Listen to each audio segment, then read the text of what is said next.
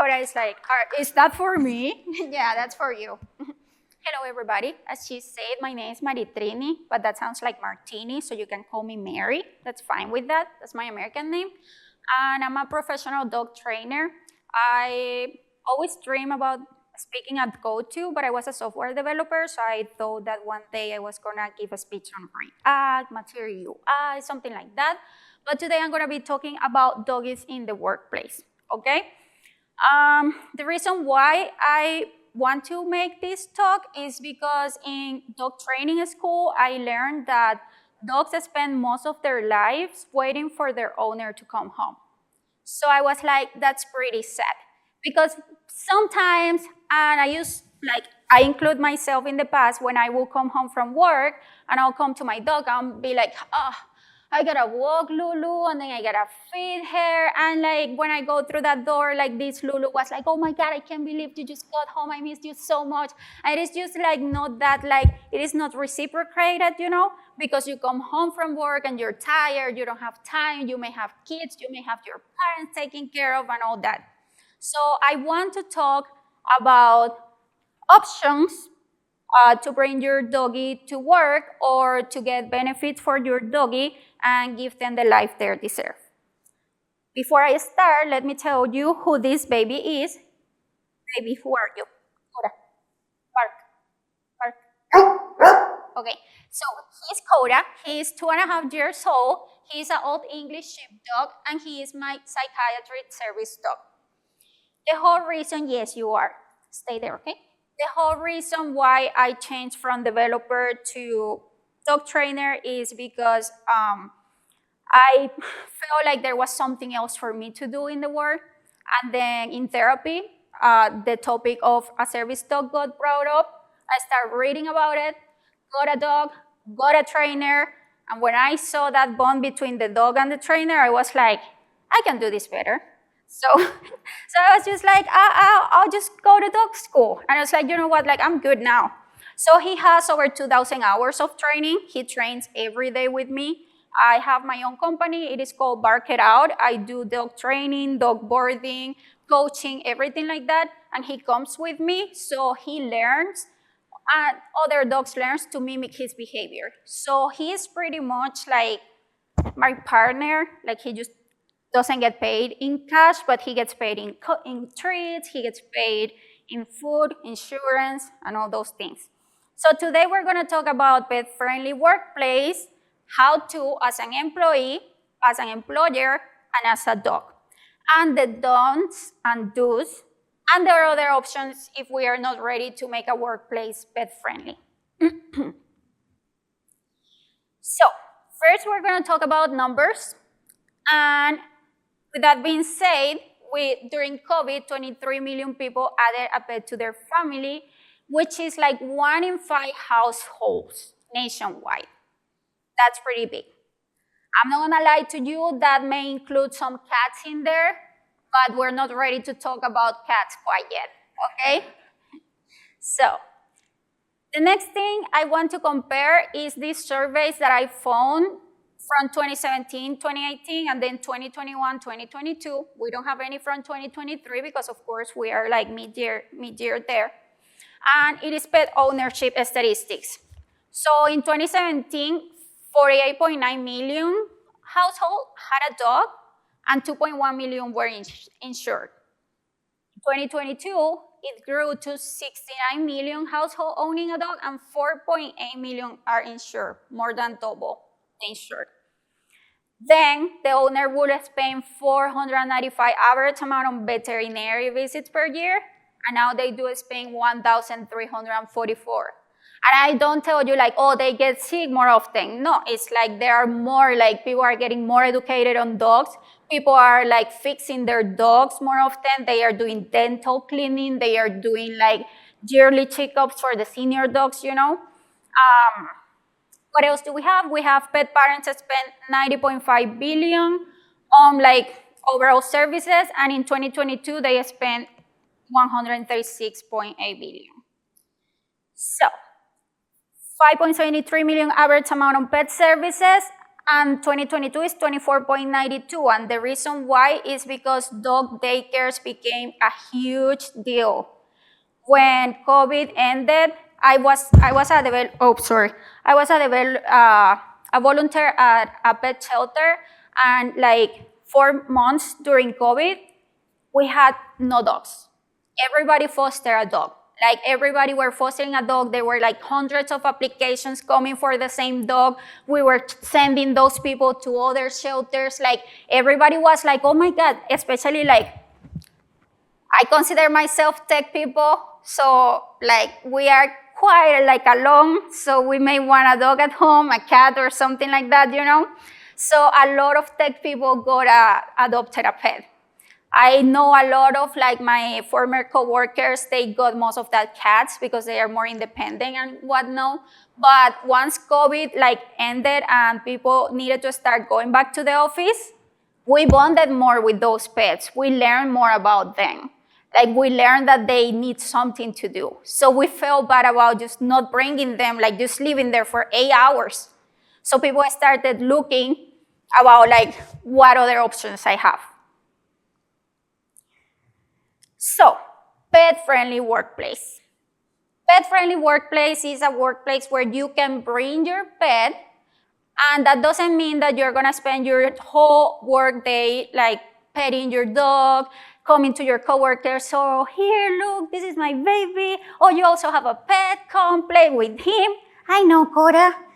I'm gonna let him go say hi to you. Go say hi. Okay, so, just because he needs a break, he's not used to being like super quiet. So because like I'm gonna talk about COVID dogs. Those dogs that were adopted during COVID learned a whole different perceptions about the world. They didn't go to parks. They didn't get to like hear people going out of the bars.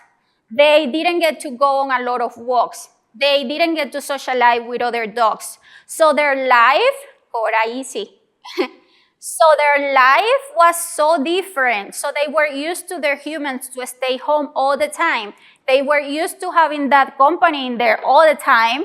Cora, come here. Hey, please. Please, let's stay. So dogs that got adopted during COVID, they got used to the constant companionship, you know? That when that stopped happening, canine distress came to a table. What is canine distress? You may think canine distress can be as simple as a dog barking all day long until the owner comes home, or it can be as hard as my customer finding her dog halfway through the door. Like the dog ate the half of the door and he was trying to get out, and he's a husky, so he was like halfway in and halfway out. So that's the stress. Why? Because the owner doesn't transition this pet from the COVID routine to the normal life routine, you know? So now what? The organizations are offering pet-friendly benefits and policies, and the benefits include pet insurance, pet-friendly workplace, betterment, and training classes reimbursement, which sounds pretty cool. So I'm gonna tell you a little bit more about that. Making a pet-friendly workplace has a lot of liabilities. And you cannot just say like, you know what, my landlord is fine with bringing a dog in the office, my employees have a lot of dogs, I have a bowl for water, we'll be good, right? You gotta take into consideration the risk and the advantage. I know, come here. Sit. Sit. Ready. Good job. Stay. I just gotta keep him busy because then he's like, I'm bored. Let's stay. Okay, so liabilities. When you want to bring a dog to your workplace, and as an employer, you wanna make sure that the employee has an insurance for the dog. That doesn't mean that the dog is gonna bite, but it may. But the dog is not supposed to like interact with other people. The dog is supposed just to be working with you in your workplace, you know? Accommodations. You gotta take into consideration the accommodations. How big is the dog? Are you gonna need bed like those? Are you gonna need both? Are you close to a park where your employer can take the dog out for potty? Or are you able to recreate a potty area? And then you gotta clean. What products are you gonna use? Bleach is not good for dogs. So taking into consideration all those things takes a lot of time. Benefits though. A lot of people got dogs. A lot of people are crazy about dogs. I would do anything for my dog. I will go with the company that offers me the most pet benefits, right? Disadvantages. There are employees that are allergic to animals. There are also employees that are afraid of animals, different cultures, different backgrounds, So you gotta really put into consideration everyone to make inclusivity and make sure that you are not stepping over someone else. What else do we have here? How to, as an employer, give me 1 second. So first things first, as I said, we are gonna, to make sure that all employees are aware and they agree, we're gonna make a survey and we are gonna do, we're gonna see who will benefit from it and who doesn't want to. What do I ask? Does coming to the office with your pet interferes with work? Because once again, you're not gonna be petting your dog. Most likely your pet is gonna be coded right now and you're gonna be coding. And then you can do the debugger dog, debug with your dog, but instead of the dog. Is this an inclusive policy? How are dogs expected to behave? Are you violating terms on your lease? Not convinced yet. There is a lot of early bird organizations that are implementing pet-friendly offices, and those are the big ones like Amazon, Google. I have quite a few in the next slides. And then it says that it creates more teamwork and the communication amongst coworkers has increased when they became a pet-friendly workplace. And having dogs at work boosts happiness, relieves anxiety and stress, encourages healthy breaks, and supports more social interaction. So how to, as an employee? As an employee, studies found when people interact with dogs, their ability to think, plan, and concentrate was enhanced. So, how do we prepare? We gotta prepare with a dog that is well socialized. We gotta prepare with a dog that is not reactive to loud sounds. We cannot bring puppies. Puppies cannot handle them. It's like bringing a newborn to work, So we gotta make sure that as an employee, you gotta be honest, is my dog going to enjoy a work day? Is he gonna let me work for the full 8 hours? Is it gonna interfere with my coworkers' work? Is he gonna be a barky dog, So you get a dog insurance for Fido, just in case that he eats something out of the office that he shouldn't or something happens. How to ask the dog? So with the dog, what I recommend is just keeping them up to date on all vaccinations, which is gonna be required as an employer. As an employer, you want to require vaccinations, you want to require possibly some training type of paper. If they went to PetSmart, if they went to a private trainer, you want to make sure that that dog is well enough, because once again, you gotta think on liabilities, I would recommend making a try day.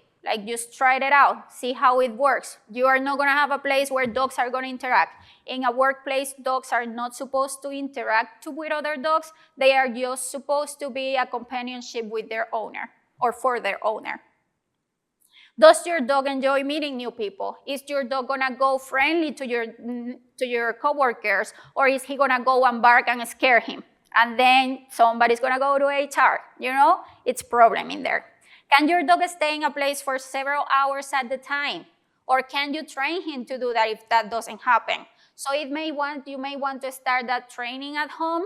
You may want to start working those days that you can work from home. You may want to get a bed, put it in there, get a chew toy, put it with your dog, and then start getting him used to being working for staying lying down for long times.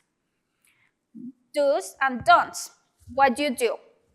You gotta exercise your dog before leaving to the office because, like, once again, they are not used to just being lying down there. What I do with my dog, as soon as I wake up, I just bring him outside. I let him sniff. He doesn't like playing fetch, but I let him sniff. He loves the kids, so when the school bus is coming and the kids are just like all there, like that's his like my way to channel his energy so he can start his day off on the right foot. So everyone thinks that exercising a dog is just like playing fetch with them, and it is like, but my dog doesn't bring the ball back because he doesn't like playing fetch. So try something else. Like you can try like toys that are like snuffles, like you hide treats in there, and then like they start sniffing it and they gotta work for that food. You can use mental stimulation toys. Those mental stimulation toys like are like half toy, half treats, and with that like they start working for the food, and that creates the rewarding system to work for them. And then once they finish, they are gonna feel accomplished, and they are gonna go to do this. So make sure that if you want to bring your dog to work, you gotta exercise that doggy. Bring the mental stimulation toys, get a dog insurance, and invest, in the dog insurance. Don't, when a dog is on the office. No doggy play time. Like, oh, let me come here with it. No, if you want to do the doggy play time, do it outside the building so the company is not liable, and it is up to you and your coworker if you want to let them like say hi and socialize in the park when you gotta do the walk and lunch or something like that. Avoid feeding in the office because doggies get like their food is like their most precious possession, you know? Like their food is their thing. Other thing is like you don't really eat like a whole prepared homemade meal in your office. You save that for home, right? Same with the dogs. Dogs like routine. They want to know that where they eat is at home. Now that you are gonna stay a little bit later, and that's one of the other benefits. Surveys found that employees are more willing to stay after hours at work if they can bring their dogs. So that's another thing, like 1 or twice a week, like you gotta bring the food to the office, yes, but don't create it as a routine to feed your dog in the office because that's just work. You gotta feed your dog in the house. You bring mental stimulations for him to work with you, but you don't feed him in the office. Dogs in the office don't interact with each other, and I say this multiple times. Other options, if you are not ready, if your landlord doesn't allow doggies, if your company is not that big yet and most of the employees don't like animals or something like that, but there are some employees that do have pets, you can think about pet insurance. You can talk to a pet insurance and they have like deals for companies where they will give them like a percentage off if they go with the company's code and get their dog with insurance. You can give discounts on food and toys, like a discount program. There is some companies called like Bar Box, like you can help like small companies and you can just partner with them and make like very fun for everyone. You can have paternity leave, like if they are adopting a doggy or the doggy is having babies, you can give them some time to stay home, you know? You can also do pet bereavement leave. Some doggies pass away, and of course this baby, like that's their only fault. They don't last as long as I would wish. But when they are no longer with us, it's like you lose a part of your family. So giving your employee the ability to stay home and just like remember or just go through all those beautiful memories and just knowing that you care about their feelings, like that makes an employer very like proud and like acceptive of that. So, okay. So it is question times. If anybody has questions, if somebody wants to pet Cora, if somebody wants to see a demo of what he does, any questions, anything?